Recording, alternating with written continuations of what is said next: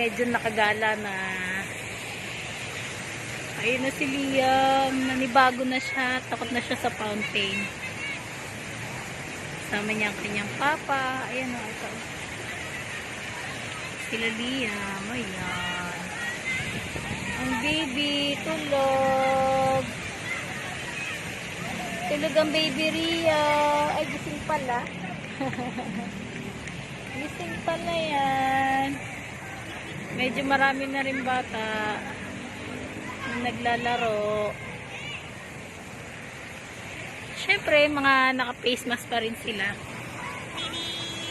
Tapos, hindi pa rin ganun karami yung tao sa kalsada. Ayan, kung mapapansin nyo. Diba guys? Hindi pa masyado talagang matao. Mahigpit pa rin. Nakapunta kami dito sa Circle kasi malapit lang kami dito. Ito lang din yung pwedeng pasyalan ng mga bata.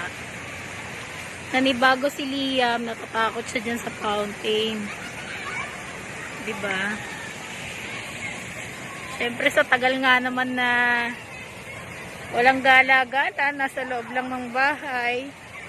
Nanibago na yung bata. Kahit nga sa tao, takot na rin siya. Ay nagpapaiwan o sumasama kahit kanino, ayaw niya na. Sa amin lang talaga. Hello! Hello, kuya!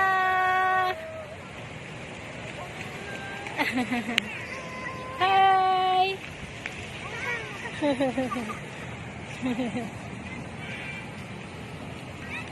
Gala! Gala ang mga bata! Yun guys, na kung mapapansin niya, ito yung Remedios. Yan yung panahon ng kabataan namin sa gabi, naglalagablab. Sobrang tahimik na, sarado na rin yung mga ibang kainan. Lalo na to yung Polka Dots Bake Shop. Paborito ko yung Polka Dots Bake Shop na yan noon nung nagbubuntis ako kay Liam. Ayan yung Tanabe, diba? Oh my God. Oh my God. Marami dito sa Malate talaga na nagsara na guys dahil syempre pandemic. Hindi na rin siguro kaya ng mga powers nila. Ito, mapapansin nyo ang Physics. Ito, talagang maraming dito, turista na nagpupunta, pero tingnan nyo naman guys, sarado na siya. Tsaka yan, yung Zembaw, sarado na rin. Marami dito talaga na nagsara na. Sobrang hirap ng sitwasyon mula nga nung pandemic. Meron naman mga nagbukas na dahil nga GCQ na, no? At ito, yan, sarado na yan. Yan, dati buhay na buhay itong na to, Bokobo na to. Maraming tao, may banda, every Friday, Saturday, every weekend, meron ditong mga live band kumakanta, may mga nagsho-show, pero ngayon, tingnan nyo guys, diba? Yan, ang HSBC Tower. Tuluyan na rin nagsara. O, diba? Ayun, bukas pa rin yung Fantastic Chef. Yan na lang sila na lang yung mga bukas na kainan dito sa Circle. Dati, nung kabataan namin dito, wala pa yung fountain na yan. Diyan kami nagpa-practice sumayaw.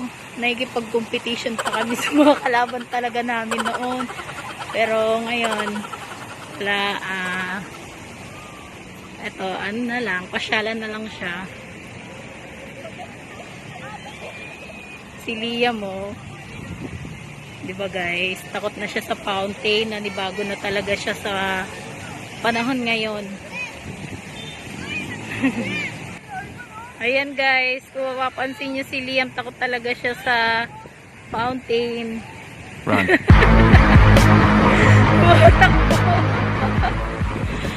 Hello, Kuya Ivan! Bicycle si Kuya Ivan na. Natatakot sa fountain eh. Natakot na. Dati hindi naman niya natatakot. Lagi naman kami napunta dito. Bakang! Bakang! Ayan guys, kung mapapansin niyo si Bakang, ganyan siya maglakad. Say hi muna! Hi!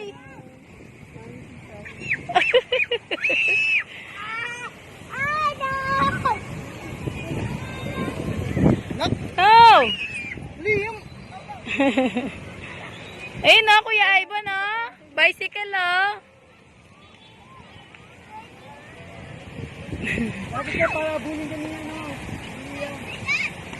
Bago nga pala ang lahat, no, guys.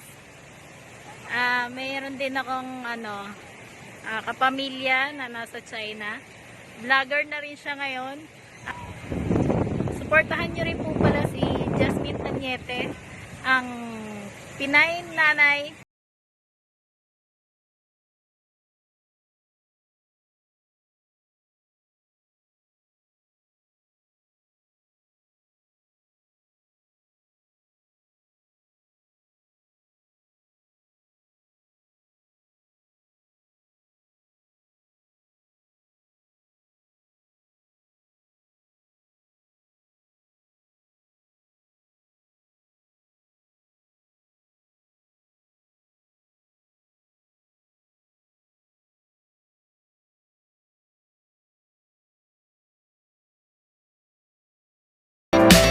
Lang guys, no, thank you for always supporting us.